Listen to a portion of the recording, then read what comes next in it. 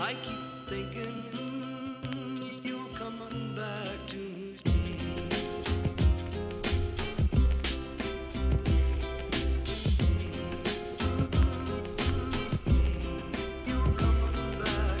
The challenges of doing everything with less is increasingly difficult for all of us. As a trusted advisor for digital transformation, our next speaker has learned to maximize the advantages and minimize the disadvantages of small team life. He is passionate about the intersection where customer experience, business goals, and common sense meet. Please welcome Ron Bronson.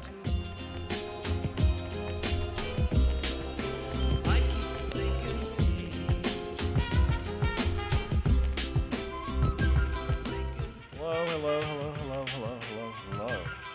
I'm going to warn you right now, how this goes with me is this is kind of like free jazz. That doesn't mean the jazz is free, it means the jazz is open, for the people who don't know what that means. So if you're going to sit there and be really staid and just kind of like look at me and pay attention and just like be really boring, this isn't going to go well for you at all. I'm just warning you right now.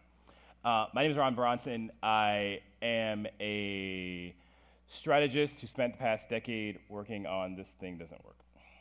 Just kidding. Let's go this way. Okay. So I'm Ron Bronson, and I currently run a little group called Nordic Strategy Lab, which is a group of strategists who are all over the world. I live in Indiana. It's not very Nordic. And what we do is we're focusing on service design. So the thought is that throughout all of our experiences, whether it's going to a store or whether it's in a job, there are journeys along that experience. Along all that experience, there are different things that happen. And our thought process is that we're trying to figure out how to make sense of all those journeys, to make them better for you. When you go to Starbucks and the line is really long and you don't understand why that happens, we're trying to solve those kinds of problems, but not at Starbucks. We're trying to solve those problems for a school or a hospital or whatever else.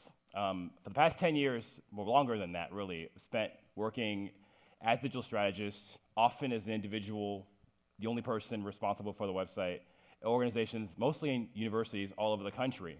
Fun fact, I spent a long time living in Wyoming, the state next door to you, which you probably forget is there. That's a really great place. So it's really good to be here, even though it's not Wyoming.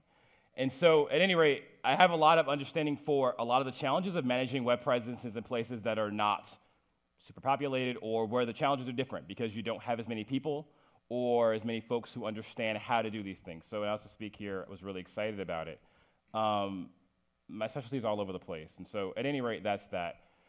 What we're going to talk about today is, first of all, this is a better question because I really like to know this. How many folks in here are primarily responsible for your organization's web presence, whether it's like you and a team or just you? Just you. How many folks it's you and a team? How many folks have like some responsibility for providing content, but it's not your primary job responsibility?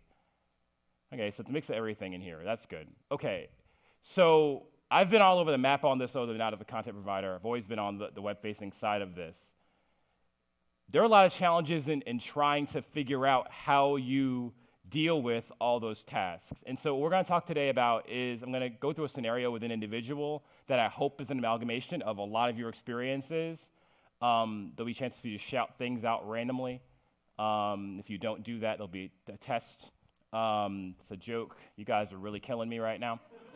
I'm like, geez, come on, it's South Dakota. Like, I know you laugh occasionally.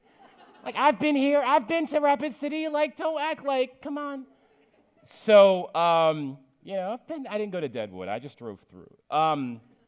So, at any rate, what we're going to talk about, I guess I'm going to go through a whole person. We're going to meet Liz in a second. Before we talk about Liz, I want to actually talk about a scenario that I experienced. So, again, in Wyoming, I took this job at a small community college in eastern Wyoming, which is an actual place. They have colleges there. Folks are like, really? I'm like, really? And taking the website, and they're like, great, it's your first day. We're so happy you're here. This is not a lie. It's exactly how it went. Here's your office, and here's all the stuff, and the website, and the logins. And I'm there a couple hours. I'm working. Everything's great, listening to music. And then at 3 o'clock, my boss is like, hey, by the way, there's a game today. It's a game today. Not going to go to a game. I'm going to go home and try to unpack my place. No, you have to videotape the game. But I'm the web guy. Oh, we didn't tell you that in the interview? Yeah, that's your job too. But don't worry, there's a student, and she knows all about it. So she's going to teach you how to do the thing. Because, by the way, this wasn't part of my I didn't know. No one told me. Would I have taken the job? Yeah, I would have taken the job. But the point is that often in these situations when you're responsible for the website, there are other responsibilities, right? You might have other hats you have to wear. The joke is you're the fire chief, you're the police chief, you're also the mayor. Well, today we're going to meet Liz. Liz works at AHA Insurance Company, and Liz has lots of jobs. Liz is a graphic designer. She can copyright. She does marketing. She's also responsible for the web. She does social media. Occasionally, she will shoot video. I think once she took the owner's son to baseball practice because he was stuck in a meeting and Johnny was there with his bat. That was a problem for I wasn't there. So we're gonna go through Liz's situation a little bit, and what we're gonna do is we're gonna figure out what are Liz's problems, what are her pain points, what does she like about her job, what does she not like about her job, how can we help her, and then we're gonna try to put a bow on all of this. And so, like I said, Liz has lots of jobs. Baseball is not involved in this slide, but some of Liz's tasks include organizing content from subject matter experts. She works in an insurance company. There are a lot of compliance things that she has to deal with, lots of specific information that she doesn't know anything about. Like doesn't do insurance. She just works in insurance. So she doesn't know about these things, but she's expected to coalesce all this content across an entire organization, get it on the web, because either it needs to be there legally, or because they want it there for marketing reasons, or because of agents who are remotely separated. I had a job a couple of years ago, really about a year and a half ago, working for a state community college system. We had 35 people around the state, directors at different colleges who were responsible for web content of their institutions, and then in-house I had another team of people, so you have people all over the place who are managing different things. And so it's a lot of things happening all at once. Liz's job is to do all this coalescing. She also is the liaison for the remote IT team. How many folks in here have an in-house IT team? Many folks have a remote IT team. I'm sure all of you have really great experiences with your IT group, so I'm not assuming that any of you have any challenges like this at all. But hypothetically, go with me to a place where you and say if you're in marketing and say IT is somewhere else, and you all don't get along, hypothetically. This doesn't happen to any of you, I know. Why does this happen? Well, in Liz's case, her predecessor, who was not a web marketing person or knew anything about the web, would go to IT and berate them whenever things didn't work right. Hey, this is stupid, it doesn't work. These are the things they would actually say to them. Why didn't you do that? It needs to go on the web now, it doesn't work. Hurry up, fix it. So as you might imagine, again, you don't deal with this, there might have been some acrimony between IT and Liz's department, because Liz's department being her, because IT felt some kind of way about this situation. So now she's the liaison to try to negotiate this relationship that she didn't create. Again, you don't deal with that, but just go with me. Just go on a journey. Also responsible for social media. We won't talk very much about that today at all, for the most part. If you have questions about it, we can talk about Tumblr all day long.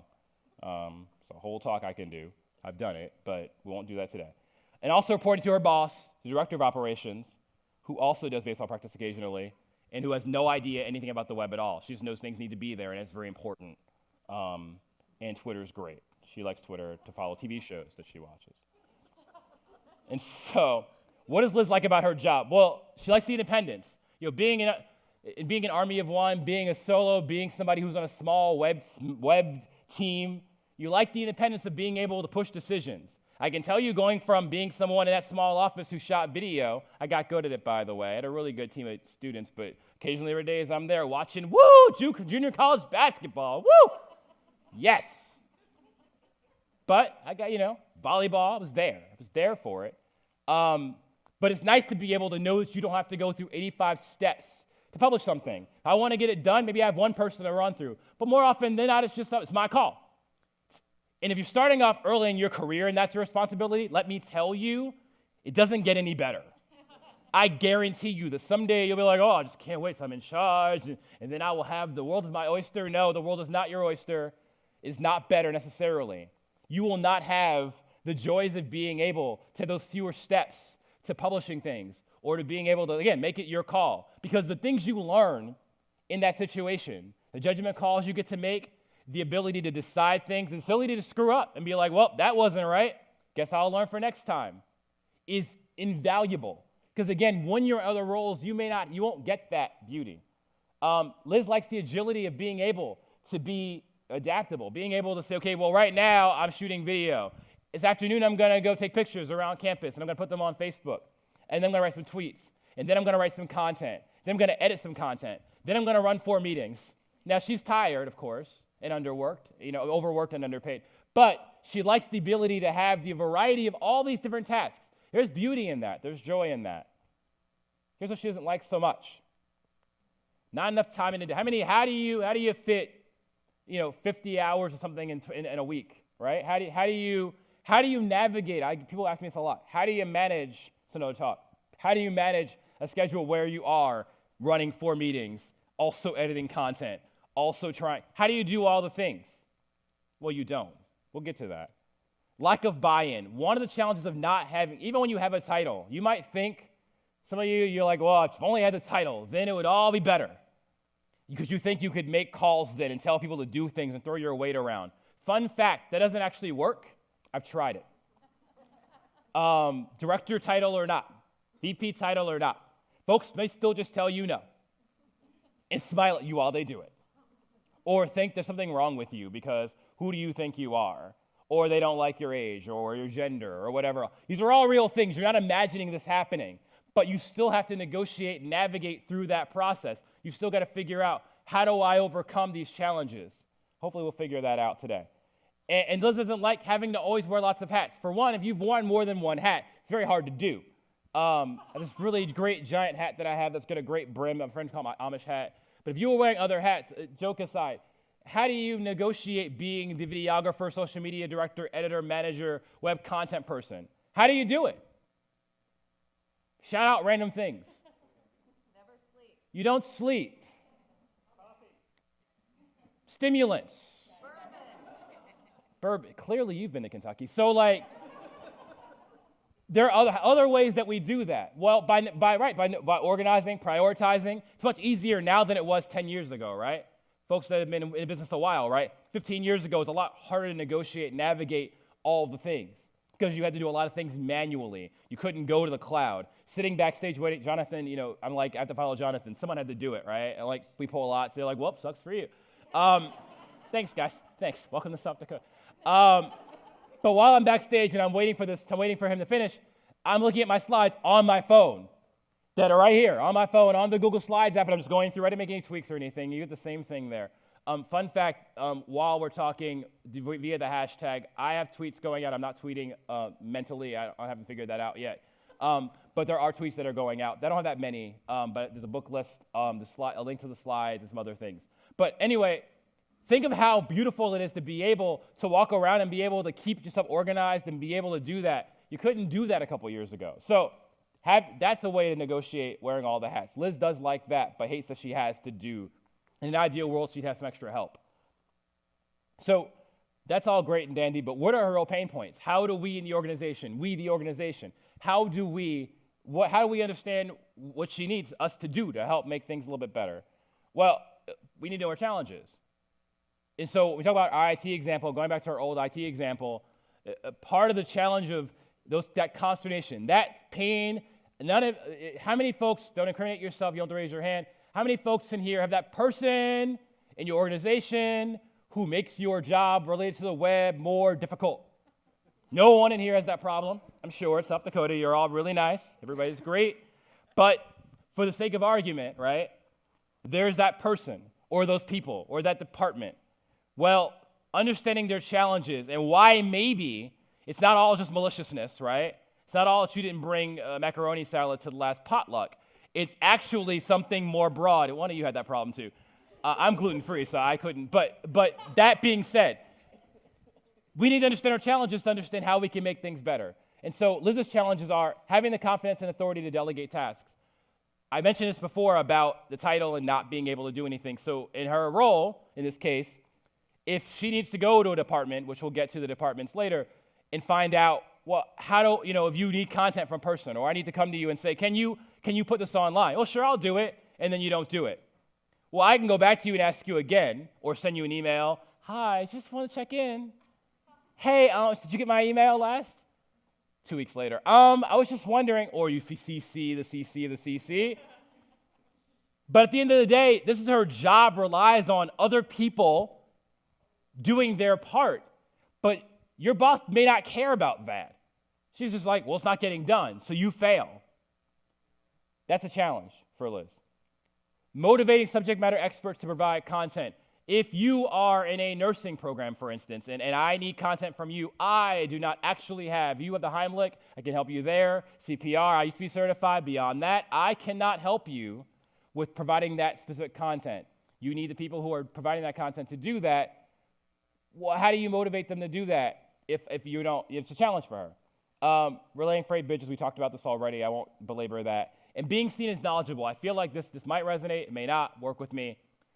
I will beat on this a little bit more. But you may feel that because you are in a role where you're the only one, or folks don't necessarily understand what it is that you do, that you may feel sometimes that you're not, like, oh, I'm just the imposter syndrome thing. Well, I'm just not. Maybe I don't know anything. I especially felt that being in a, you're in a city here, but I lived in rural Wyoming for a long time. I felt isolated.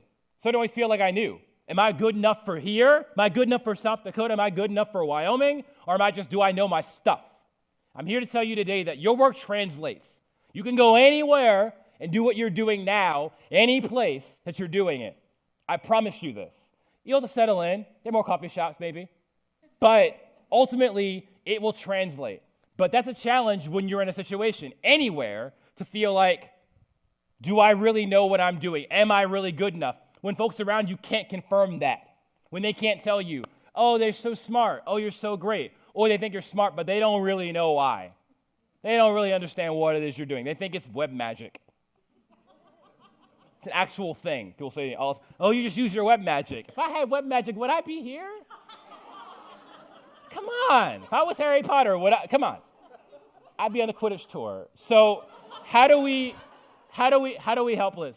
How do we help Liz? And so in our insurance company example, we'll go through this a little bit longer. We'll get beyond the insurance company example. But my hope is that you take these examples and think, okay, in my organization, there are agents. In my organization, there are other stakeholders. You have stakeholders. You have customers. You have external audiences. You have internal audiences. You have supervisors. There are so many different, your use case. And I'd love to sit with each one of you and go through your use case, but it's not called sit with me, what? It's now what? So I'm going to stand here. But in this case of the insurance company, she has agents who have specialized knowledge about their product. We need this information online. So Liz's job is Liz can go to these folks and talk to them, but they don't respond, doesn't help. So we, as agents, would need to come to her and say, hey, here, you've requested that content. Why do you need it? Having meetings where they understand, why she needs these things, and then she can tell them exactly what she needs. But the point of this conversation is when I first wrote this talk a few years ago, I was in an army of one. I was in a small office, and then it branched out and became a little bit bigger. And, of course, since then, I've been in much bigger teams. The thing that ties those things together and that I can tell you is that you may feel like if other folks just did what they needed to do and make your life easier. I'm going to flip that for you because I used to be in that camp of this.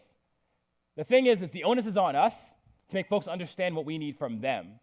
Your responsibility is to make them understand what your challenges are, to help them understand why the web, in this case, is a shared asset, which I'll beat on that point again, but it's a shared asset. So if you don't communicate why it's important to the agents, then you failed. It's not on them, even though they're the ones holding things up, even though they're holding things back.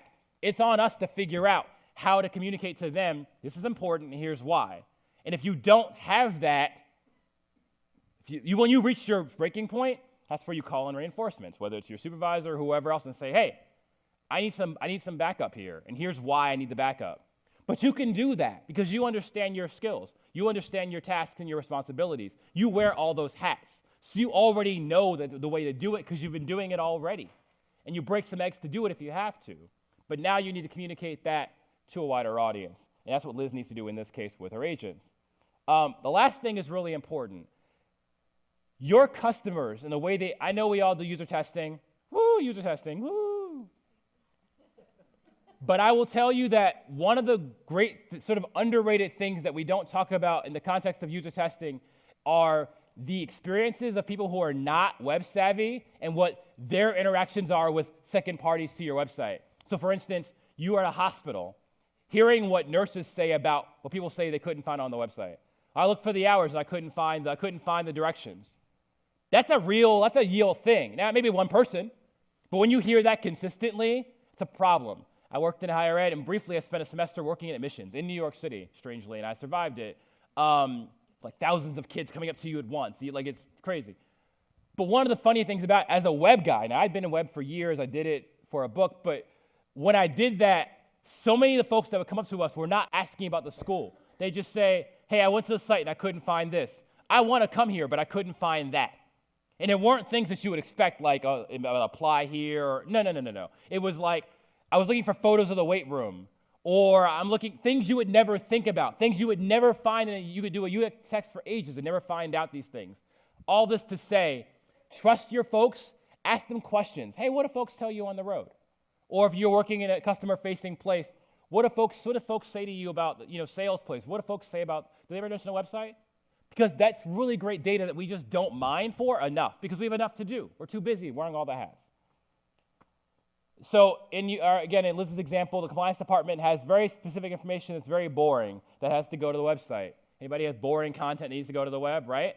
How do we deal with boring content that has to go on the website? Well, for one, you want to clean it up, but more importantly, it's making sure it's in the right place, in the right spaces, that's updated all the time. Folks in compliance may not care. Put it on the web 8 years ago.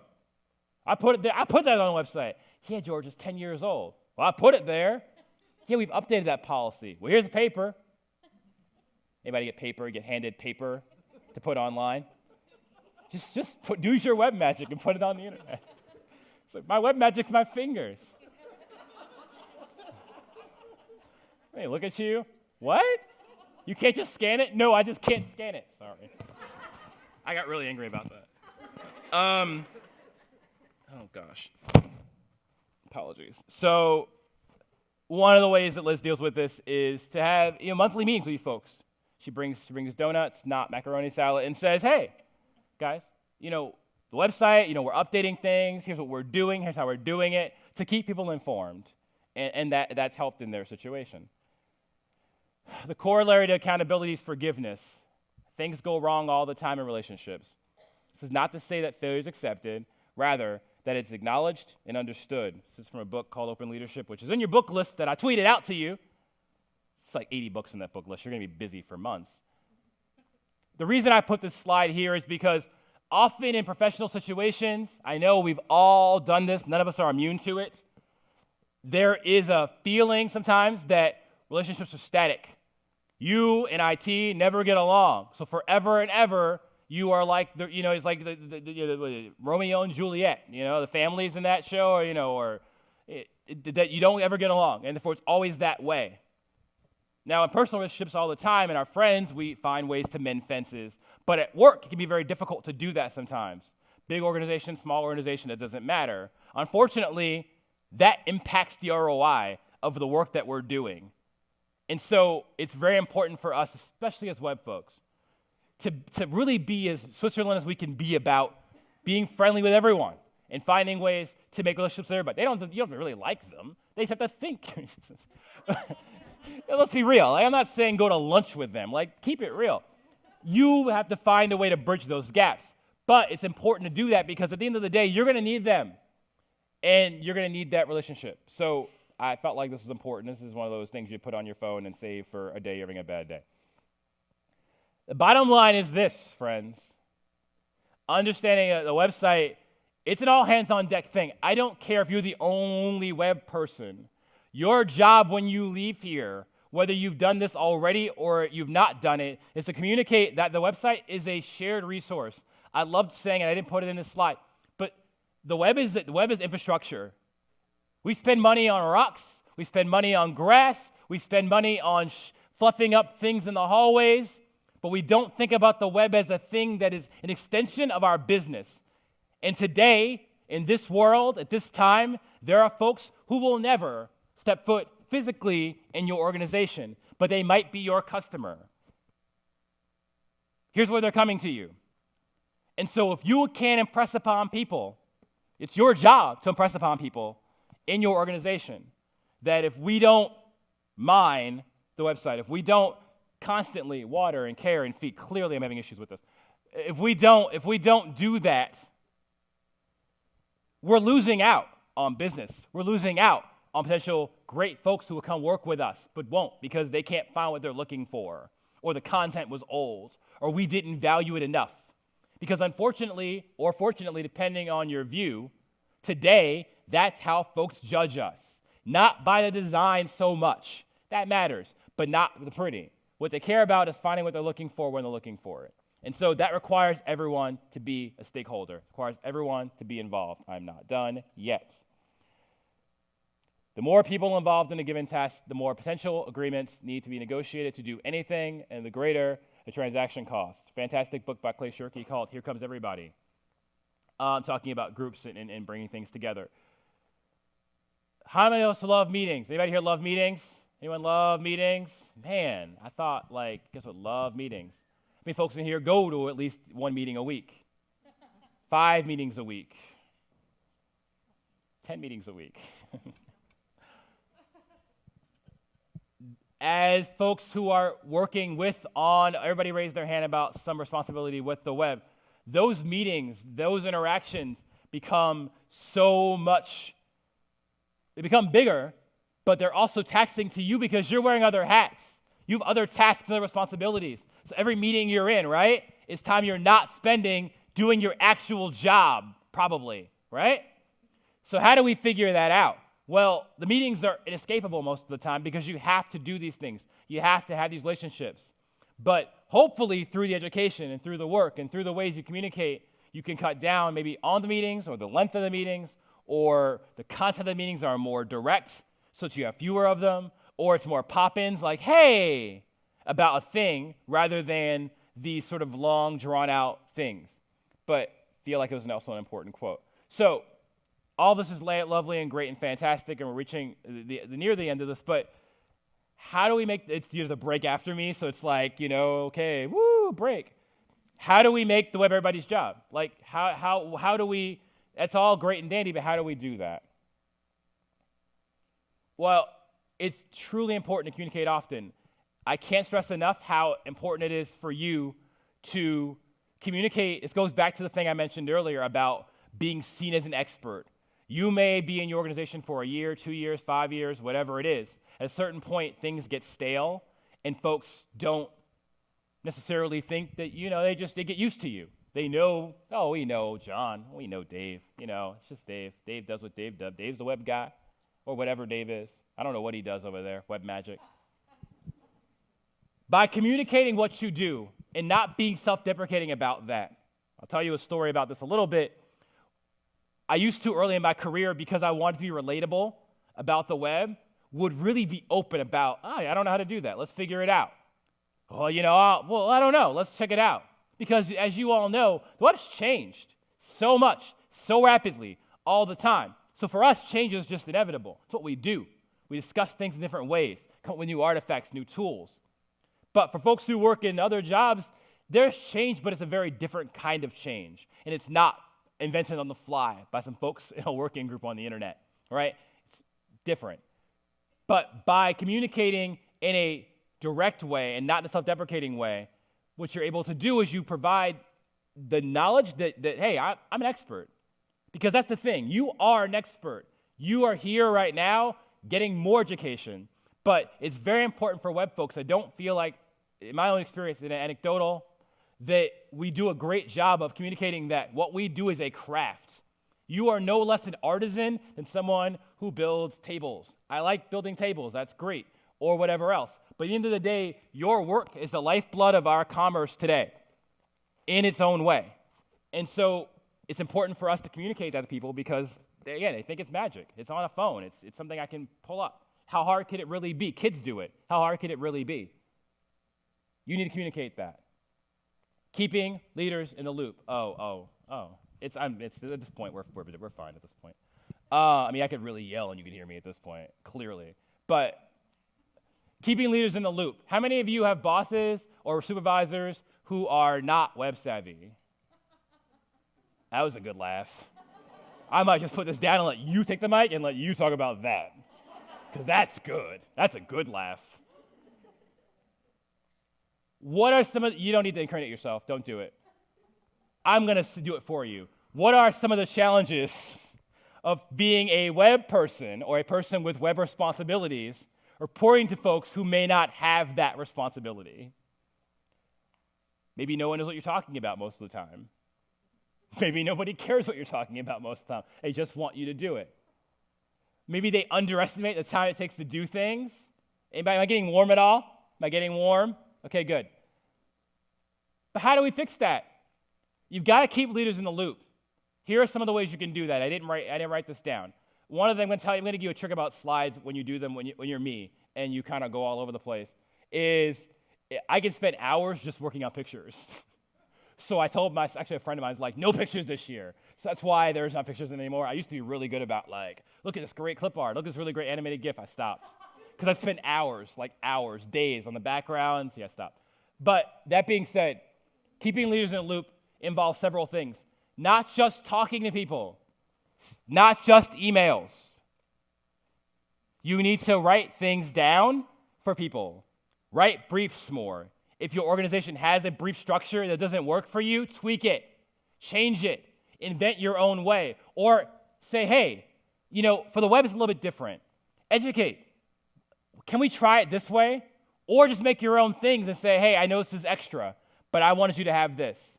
You've got to keep folks in the loop, and the way to do that is to consistently give them too much information. And not in a way that you understand your place better than I do, so don't get fired or anything. I'm just saying, make sure that keeping people in a loop, and I learned this, it wasn't, every boss is a little different, obviously, but doing that for some bosses meant just a weekly stand-up or, talking occasionally. For some bosses, it meant an actual formal brief of here's the department, here are the challenges, here's what they're running into, here's where I need help. You're not going to do anything about it, but here's what's happening. I'm going to go handle it anyway, but at least you're informed so that when someone comes back later and says, Durka, or whatever they say to you, I knew somebody watched Team America in here. Goodness gracious, this is a good place. When that happens, at least you're informed. Because by doing so, it goes back to our point, you're a professional. You understand your craft. The web is practice. The web is infrastructure. It's very important work, but you need to communicate that. Developing trust, going back to our friends in IT, going back to our friends in other departments. In order for you to cultivate trust, you need to be communicating with them often, but it also means doing things off script. It means doing things off brand sometimes. You may think that the only time you need to talk to those folks is during formal meetings. How many folks in here working on the web just pop in, talk to folks randomly, to the point that that's allowed or available in your organization? We need to do more of that. And I don't always mean it has to be about work. Hey, how's it going? How's things going to CMS? Well, I went to the training and, I'm having a hard time. Oh, you're having a hard time? Let me see what you're running into.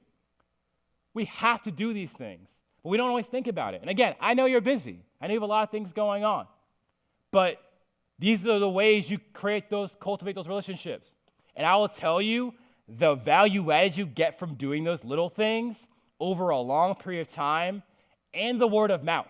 So I went and helped Sandy, who really didn't like me very much because she thought I was a basketball coach, So she found I was a web guy. And she's like, so you like basketball coach, web guy? No, you're just the web guy? Oh, weird. That happens? It's a real thing. Seriously, more than you want to believe. Like, I'm a tennis player. I'm like, come on, guys. Like, seriously, I'm like 6 foot tall.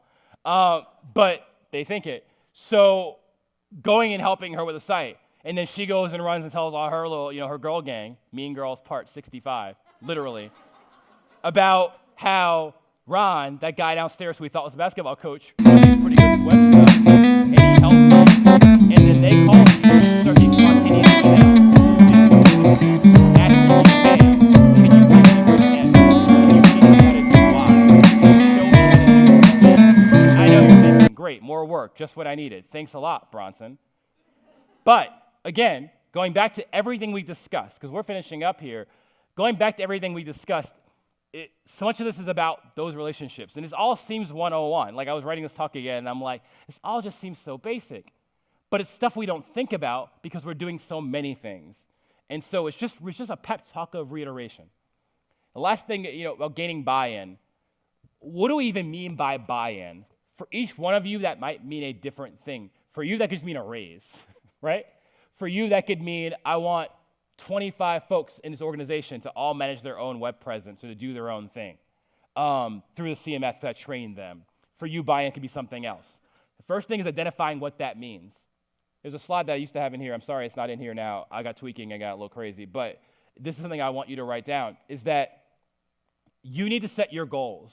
There might be organizational goals, and there might be departmental goals, but you've got to set your own goals for what you're trying to accomplish with your digital presence as the person in charge of the web or whatever it is, to the extent that that's your responsibility.